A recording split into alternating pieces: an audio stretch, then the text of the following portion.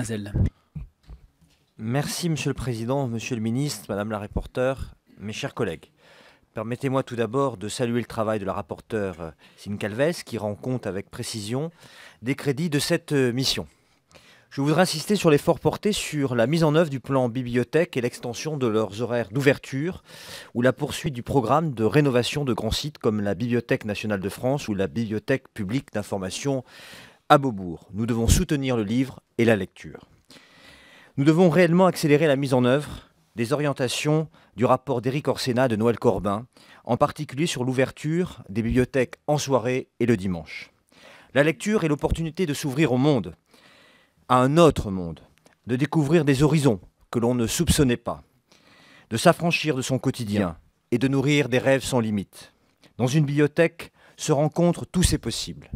Comme l'écrit Julien Green, une bibliothèque, c'est le carrefour de tous les possibles, de tous les rêves de l'humanité. Accélérer le déploiement du plan bibliothèque est véritablement donc un enjeu d'égalité des chances. J'ai à ce titre déposé un amendement dans le cadre de la mission Relations avec les collectivités territoriales. 6 millions d'euros de crédits supplémentaires semblent nécessaires pour accompagner les très nombreux projets d'extension des horaires des bibliothèques qui fourmillent dans les collectivités territoriales.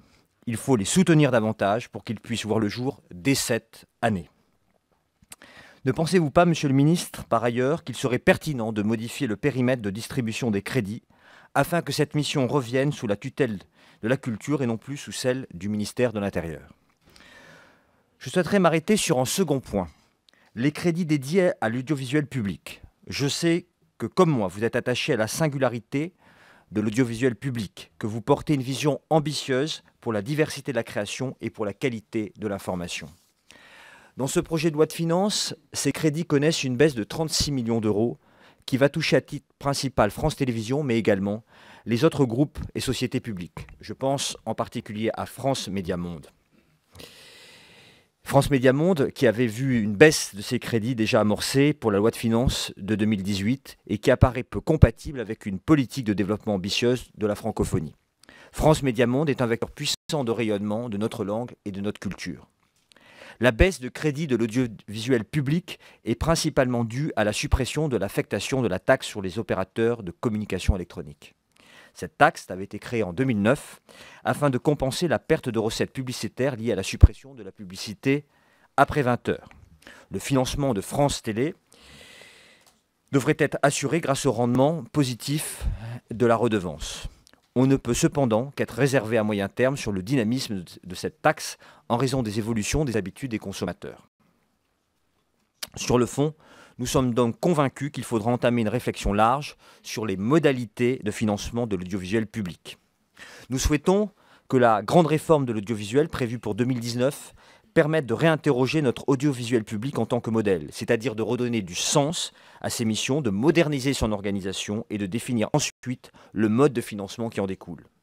C'est de la différenciation de son offre et de ses missions d'intérêt général que le service public tire sa légitimité. La qualité des documentaires et des reportages, l'indépendance de l'information, l'innovation en termes d'écriture et la diversité des fictions sont la raison d'être de l'audiovisuel public. Cette grande loi de l'audiovisuel, suite à la mission parlementaire que nous avons menée avec Aurore Berger, doit aussi être l'occasion de remédier à l'asymétrie de régulation entre les acteurs historiques et les nouveaux acteurs numériques.